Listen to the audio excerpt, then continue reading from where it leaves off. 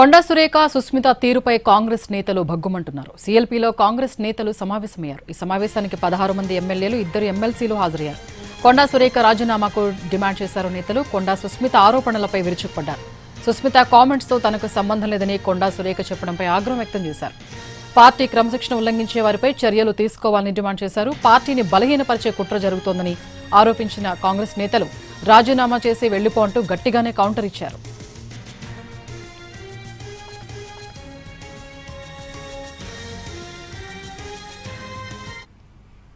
Right, Konda Surekha Susmitha తీరుపై కాంగ్రెస్ నేతలు భగ్గుమంటున్నారు. మరిన్ని అప్డేట్స్ మా ప్రతినిధి చారి అందిస్తారు. చారి, కొండా సురేఖ సుస్మితకు సంబంధించి అసలు ఇష్యూ ఏంటి?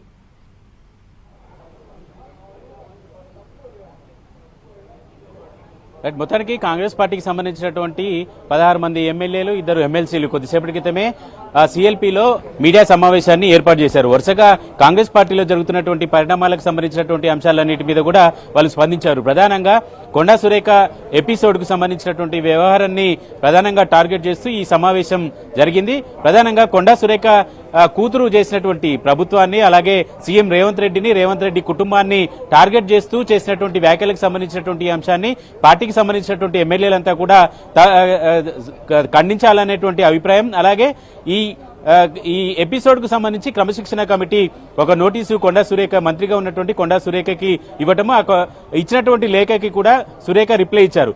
కూతురు చేసినటువంటి వ్యాఖ్యలకు సంబంధించి నాకు సంబంధం లేదు అని చెప్తూ కుటుంబ బాంధవ్యాలను చూపించి నన్ను బాధ్యుల్ని చేయడం సరికాదు అనేటువంటి వివరణ ఇచ్చినటువంటి సందర్భాన్ని కూడా నిన్న చూసాం. దీనికి సంబంధించి కొండా సురేఖ ఇచ్చినటువంటి వివరణకు సంబంధించినటువంటి విషయంలో పార్టీకి సంబంధించినటువంటి ఎమ్మెల్యేలంతా కొంత అసంతృప్తిని వ్యక్తం చేసినటువంటి పరిస్థితి అయితే మనం చూసాం. అయితే ప్రధానంగా కొండా సురేఖకి తన కూతురు చేసినటువంటి వ్యాఖ్యలకు సంబంధం లేదని చెప్పడం సరికాదనేటువంటి అంశాన్ని చెప్పడంతో పాటుగా పార్టీకి వ్యతిరేకంగా పనిచేసినటువంటి వాళ్ళందరి మీద కూడా చర్యలు తీసుకోవాలనేటువంటి డిమాండ్ ప్రధానంగా ఎమ్మెల్యేలంతా కూడా చేశారు. రేపు ఉదయం పీసీసీ క్రమశిక్షణ కమిటీ చైర్మన్ మల్లు రవి హైదరాబాద్ కి రాబోతున్నారు. అందరూ ఎమ్మెల్యేలంతా ఇవాళ మీడియా సమావేశాన్ని నిర్వహించినటువంటి ఎమ్మెల్యేలంతా కూడా తిరిగి క్రమశిక్షణ కమిటీ చైర్మన్ ని కలిసి పార్టీకి వ్యతిరేకంగా ప్రభుత్వాన్ని బలహీనపరిచేటువంటి ప్రయత్నం చేసినటువంటి వాళ్ళందరి మీద కూడా చర్యలు తీసుకోవాలని ఒక వినతి పత్రాన్ని అయితే ఇవ్వాలని నిర్ణయించారు. ప్రధానంగా ఈ సమావేశంలో అటు కోమటిరెడ్డి రాజగోపాల్ రెడ్డి గురించి కావచ్చు, ఇటు చిన్నారెడ్డికి సంబంధించినటువంటి ఎపిసోడ్ కావచ్చు, మరోవైపు కొండా సురేఖకు సంబంధించినటువంటి ఎపిసోడ్ కావచ్చు, అందరికీ సంబంధించి పార్టీ బలహీనపరిచేటువంటి ప్రయత్నం చేసేటువంటి వాళ్ళందరి మీద కూడా చర్యలు తీసుకోవాలని డిమాండ్ చేస్తున్నారు. ఎమ్మెల్యేలు మాట్లాడినటువంటి ప్రెస్ మీట్ లోని కొన్ని విషయాలను కనుక మనం చూస్తే 2-3 అంశాలని ప్రధానంగా ప్రస్తావించారు. ప్రతిపక్షంలో ఉన్నటువంటి పార్టీలు అధికార పక్షాన్ని, సీఎంని బలహీనపరిచటము సహజంగానే జరుగుతుంది. కానీ ప్రతిపక్షానికి సంబంధించినటువంటి ఎజెండాను సొంత పార్టీలో ఉండి, అధికార పార్టీలో ఉండి ఇక్కడ సీఎంని బలహీనపరిచేటువంటి కుట్ర చేస్తున్నారు అనేటువంటి కామెంట్స్ ని కూడా చేసినటువంటి సందర్భాన్ని ప్రస్తుతం మనం చూసాం. ఇలాంటి కుట్రని చేస్తున్నటువంటి వాళ్ళ మీద ఖచ్చితంగా అధిష్టానం చర్యలు తీసుకోవాలనేటువంటి డిమాండ్ ని ప్రధానంగా వినిపించారు. పార్టీని, అలాగే ప్రభుత్వాన్ని, సీఎంని బలహీనపరిచేటువంటి కుట్ర ఎవరు చేసినా కూడా వాళ్ళ మీద కఠినంగా వ్యవహరించాలి, పార్టీ నుంచి బయటికి పంపాలి, మంత్రి పదవుల్లో ఉంటే మంత్రి పదవి నుంచి కూడా తప్పించాలనేటువంటి డిమాండ్ ని ప్రధానంగా ఇక్కడ వినిపించినటువంటి సందర్భాన్ని చూసాం. ఓవరాల్ గా చూస్తే కొండా సురేఖ కూతురు చేసినటువంటి వ్యాఖ్యల తర్వాత కాంగ్రెస్ పార్టీలో పెద్ద దుమారంగానే ఈ అంశాన్ని చూడాల్సి ఉంటుంది. ఎందుకంటే ఒకవైపు కొండా సురేఖ మాట్లాడిన తర్వాత, కొండా సురేఖ లేఖ ఇచ్చిన తర్వాత ఎమ్మెల్యేలంతా కూడా సీఎల్పీకి వచ్చి మీడియా సమావేశాన్ని ఏర్పాటు చేసి పార్టీలో క్రమశిక్షణ లేకుండా పోతుందనేటువంటి అంశం, క్రమశిక్షణ ఉల్లంఘించే వాళ్ళు ఎవరైనా సరే చర్యలు తీసుకోవాలనేటువంటి అంశాన్ని ప్రధానంగా ఫోకస్ చేశారు. కాబట్టి క్రమశిక్షణ కమిటీకి మరొకసారి ఈ ఎమ్మెల్యేలంతా కలిసి వినతి పత్రాన్ని ఇవ్వబోతున్నారు. ఈ వినతి పత్రం ఇచ్చేటువంటి ఫిర్యాదులో కూడా అటు కోమటిరెడ్డి రాజగోపాల్ రెడ్డికి సంబంధించినటువంటి విషయం, చిన్నారెడ్డికి సంబంధించినటువంటి విషయం, అటు కొండా సురేఖకు సంబంధించినటువంటి విషయాలన్నింటినీ కూడా ప్రస్తావించాలనేటువంటి అభిప్రాయానికి ఎమ్మెల్యేలు వచ్చారు.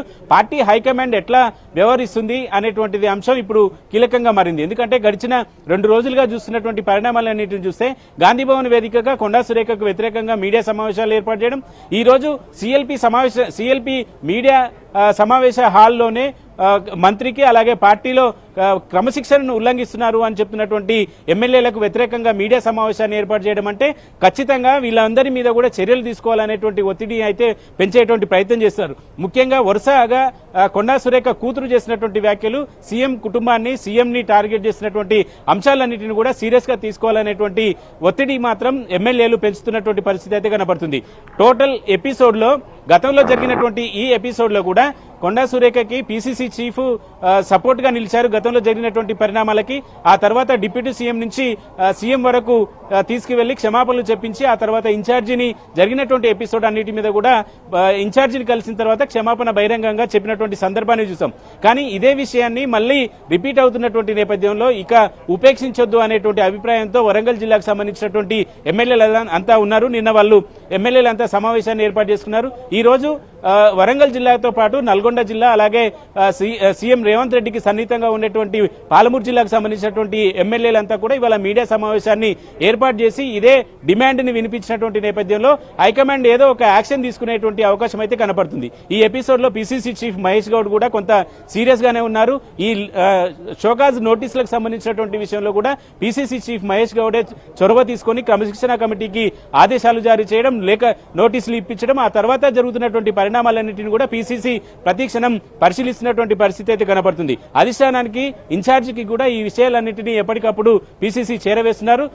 ఈ ఎపిసోడ్ అన్నిటి మీద కూడా అధిష్టానం ఎలా రియాక్ట్ అవుతుంది అనేటువంటిది కూడా చూడాల్సి ఉంది. అయితే చారి రాజీనామా చేసి వెళ్లిపోండి అనేంత వరకు వచ్చింది అని అంటే అంతర్గతంగా పార్టీలో ఎలాంటి అభిప్రాయాలు ఉన్నాయి?